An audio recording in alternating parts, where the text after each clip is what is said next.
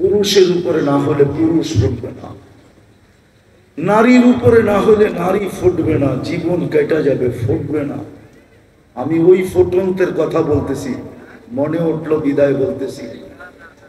লাশ যারই হোক, যুবকের হোক আর বৃদ্ধের হোক, নারী হোক আর পুরুষ হোক, ধনী হোক আর গরিব হোক, রাজা হোক আর প্রজা হোক, রব্বে কাবার কসম, জীবন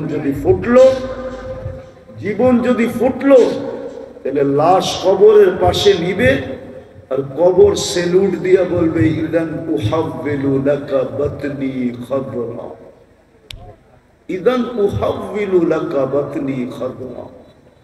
তোমাকে রাখতে দেরি, আমার পেট সবুজ শ্যামল হইতে দেরি হবে না। ওয়া ইউহাব্বিল জিসমাকা নূরা, তোমার শরীর আলোকিত হবে। ইয়াসআদ রূহুকা ইলাল্লাহ, তোমার রূহ আল্লাহর সান্নিধ্যে চলে যাবে। তারাল জান্নাতা গুদুওয়া ওয়া আশিয়া, তুমি সকালে জান্নাত দেখবে, বিকালে জান্নাত দেখবে যদি ফোটে। কিন্তু এটার জন্য শর্ত হলো আল্লাহর রহমত আসতে হবে।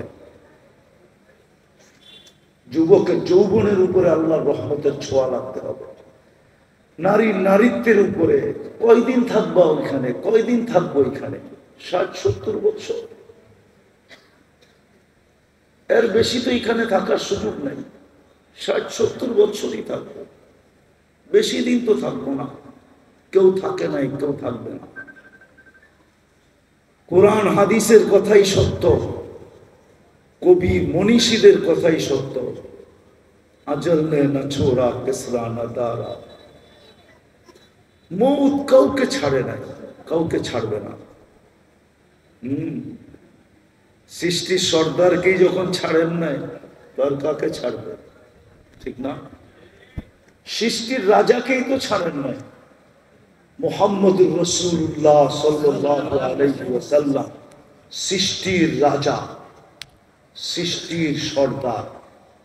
শুধু এইখানেই শেষ না, সৃষ্টির সর্দার। সৃষ্টিকে মনে হয় আল্লাহ কখনো রহমতের ছোঁয়া দিতেন না যদি মুহাম্মদুর রাসূলুল্লাহ না হতেন। তাহলে কোরআন কেন বলে ওয়ামা আরসালনাকা ইল্লা রাহমাতাল লিল আলামিন? সমগ্র জগৎ কি মনে হয় আল্লাহ রহমতের ছোঁয়া দিতেন না? কাউকে দিতেন না, কোন সৃষ্টিকে না, না জিন না ইনসান, না ফেরেশতা, না কোনো প্রাণী, কাউকে রহমতের ছোঁয়া দিতেন না যদি বন্ধু না আসতেন, যদি বন্ধু না হতো। মুহাম্মদুর রাসূলুল্লাহ যদি না হইতেন, আজকে যতটুকু রহমত পাইতেছি কোন ছোঁয়াই আল্লাহ কাউকে দিতেন না। উনি যখন চিরদিন থাকেন নাই, মৌত ওনাকেও ছাড়ে নাই। জিজ্ঞাসা করছিলেন উনি মালাকুল মৌতকে, অনুমতি দিলে আমাকেও নিয়ে যাবেন? তো বলছে, হ্যাঁ, অনুমতি দিলে আপনাকেও নিয়ে যাব। সবাইকে তো অনুমতি ছাড়াই নিয়ে যাই, শুধু আপনি একক ব্যক্তি যার ব্যাপারে আল্লাহ বলে দিছে অনুমতি ছাড়া ডুববেও না, আনবেও না। মনে হয় বোঝেন না? অনুমতি ছাড়া কামরায় ডুববেও না, আর অনুমতি ছাড়া বন্ধুকে উঠায় নিয়েও আসবে না।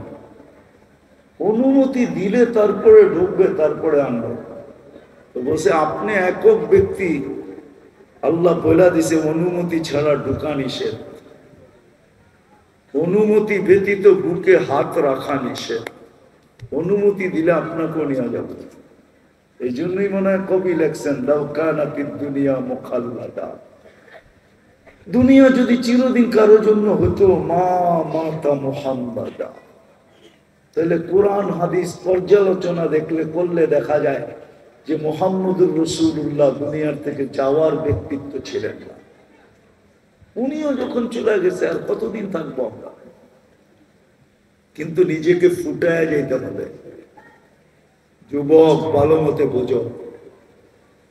এই জন্যই মনে হয় আল্লাহ সতর্ক করছেন, লা ইয়াক্তারুকা শাবাবুকা, যৌবনের তরঙ্গ যেন তোমাকে বিমুখ না করে। দিক হারা না করে, তোমাকে মাতাল না করে, উদাসীন না বানায়, পাগল না বানায় দেয়। যৌবনের তরঙ্গ যেন তোমাকে এদিক ওদিক না করে। কাম মিন শাব সাবাকাকা ইলাল মাউত, আমরা নারাজ হয়ে গেলে কিন্তু যৌবন সহ উঠে নিয়ে আসবো। হায় হায় হায়, যৌবন সহ কবরের কোলে ঢুকায় দিব। আর হাজারো ঢুকায় দিছেন। আজকের দুনিয়ায়, আজকের দিনে খুঁজলেও পাওয়া যাবে, সারা দুনিয়ায় কয়েক লক্ষ মানুষ মারা গেছে, তার ভিতরে পাওয়া যাবে যুবকের সংখ্যাই বেশি। চলে যেতে হবে। বাকি নারী পুরুষ তো আল্লাহ সতর্ক করছেন, লা তাফরাহ বিদুনিয়াহিকা, দুনিয়ার উন্নতি তোমাদেরকে যেন বিমুখ না করে। ফাইন্নাকা গায়রা মুখাল্লাদ, তুমি চিরঞ্জীব না, চিরঞ্জীব না, চিরঞ্জীব না। এই জন্যই ফেরেশতা কানে ধ্বনি দিবে আয়েশা, জালাল ইশতিগাল বাকিয়াল ওয়াবাল, মারা যাওয়ার সাথে সাথে কানে ধ্বনি দিবে জালাল ইশতিগাল, ইনকাতাতিল আজাল ওয়ানকাতাতিল আমাল, তোমার বয়স শেষ, আশা শেষ। দ্বিতীয় ফেরেশতা বলবে জালাল ইশতিগাল, ব্যস্ততা শেষ, ব্যস্ততা, বাকিয়াল ওয়াবাল, সব কাটি সামনে। বিদায় নিজেকে ফুটায় যেতে হবে, ফুটায়। সত্য এটাই।